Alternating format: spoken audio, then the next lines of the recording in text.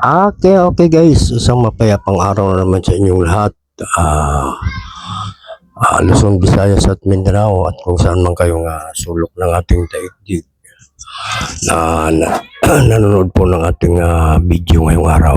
Guys, ngayong araw ay tayo ay papunta po sa isang beach resort dito sa may Nasugbu, Batangas, ang Kalayo Beach Resort na siyempre matatagpuan dito sa may Barangay Kalayo, Nasugbu, Batangas. At ito dahil ito ay selebrasyon ng kaarawanan po ng aking apo at maging sa kaarawanan natin guys, April 20 at ang aking apo ay April 24. Ngayon ginanap po ay April 26, 2026. At yan guys, yan ang beach ng Kalayo at nakikita lang yan sa mga Facebook at maging dito rin sa YouTube. At atin ang puntahan yan para ating masaksihan kung gaano kaganda kasi marami po ang nagsasabi na napakaganda. At ang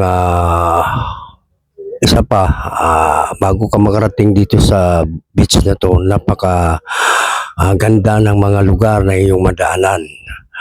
Madadaanan mo rito guys yung Kabiyang tunnel, Kabiyang tunnel. Ano siya, parang cave siya, doon na dumadaan yung ang mga sasakyan.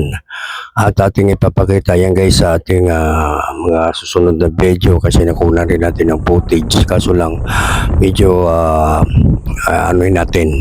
ibahin natin ang titulo guys, ang Kabiyang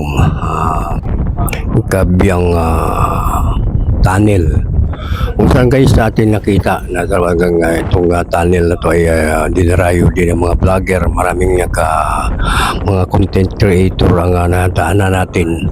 Pero sa sunod na natin guys na video yan, atin i-picture yan dito sa ating channel, ang Kabiyang tunnel dito sa may Nasugbu, Batangas. Okay, at medyo malapit-lapit na tayo guys makarating sa may beach resort nating tinatarget, yung Kalayo Beach Resort. At guys, hindi na natin patagalin at dito na tayo. Andito na tayo ngayon at napakaganda guys ng lugar na ito. Ayan, atin na talagang nasaksihan na napaka elegante, maano sa mata tinga panoorin ng mga kapaligiran ng ng beach resort na ito dito sa may Barangay Kalayo. At ayan, inyong pagmasdan guys, tingnan nyo lang at masasabi nyo na ito, napaka sulit ng lugar na ito puntahan kung kayo ay may balak na mag family bonding o may outing. Napakaganda nito tingnan, napakagandang paliguan dahil malinis guys ang kapaligiran nila. Pati yung kanilang mga tauhan dito sa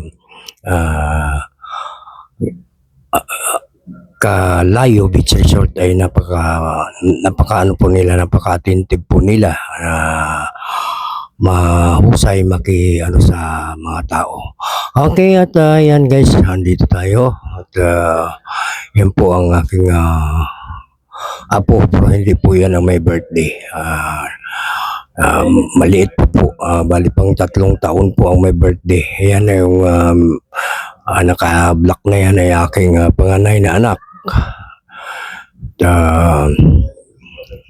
Picture siyempre talagang pag mapunta dito sa lugar na to guys ay talagang hindi mo maiwasan na kuha ng mga video, picture dahil napakaganda ng lugar na ito dito sa ito guys ay kung halimbawa na galing ka sa Maynila ang una mo ma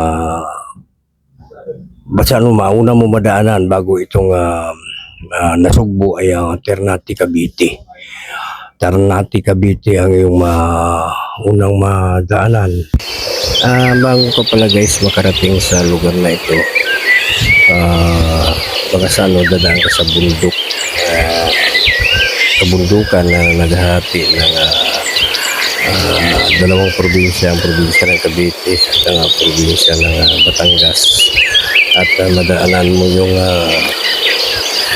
sinasabing Sigsag Road, yung bitupang manok. Yan po ang pinaka-boundary ng pinaka-boundary ito ng Cavite at saka Batangas, yung Ternate Cavite. At ayun guys, yung mga masilayan at napakagandang mga panawin.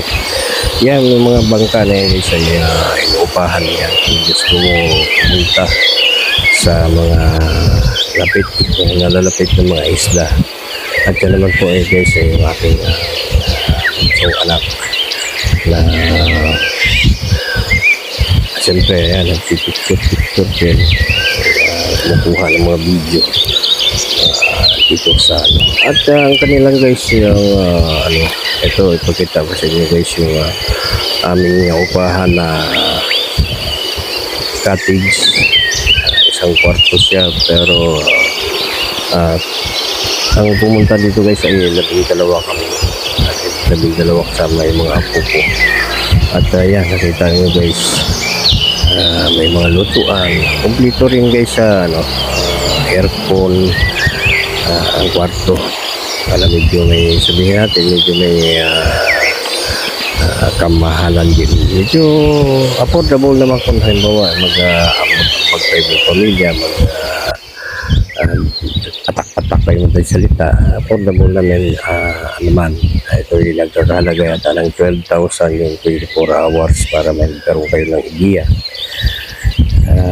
12,000 ulitin ko baka nagmali ako ng banggit, 12,000 sa 24 hours, kaya bali isang araw, isang gabi.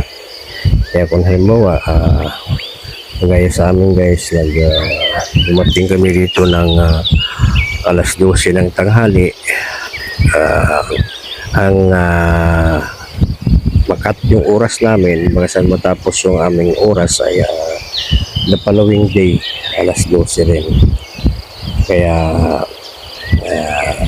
kailangan sulitin mo yung oras mo kapag pasyal sa mga magandang lugar. Ayan, tayo guys yung mga bangka na yan. Ayan, may mga pasahero lugar yan sa mga malalapit na isla, at may mga jet ski rin sila dito na inuupahan, yung mga disagwan na parang rubber boat para masanay ka kung paano magsagwan. Kaya sana talagang na-enjoy ka. Doon naman guys sa sinasabi ko palang bangka ang di motor, kapag gusto mo, ayan yung makikita nyo guys, kapag gusto mo pumunta sa mga nalalapit na isla, 2,500 ang tupa. Ngayon madala nyo naman yun guys kung halimbawa na marami kayo, siyempre patak-patak para hindi gano'n masakit sa bulsa.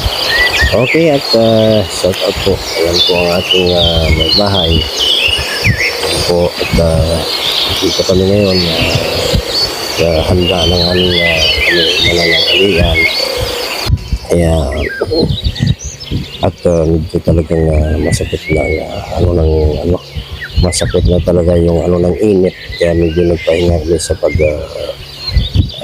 paligo muna upang mananghalian kaya napakasakit ng init.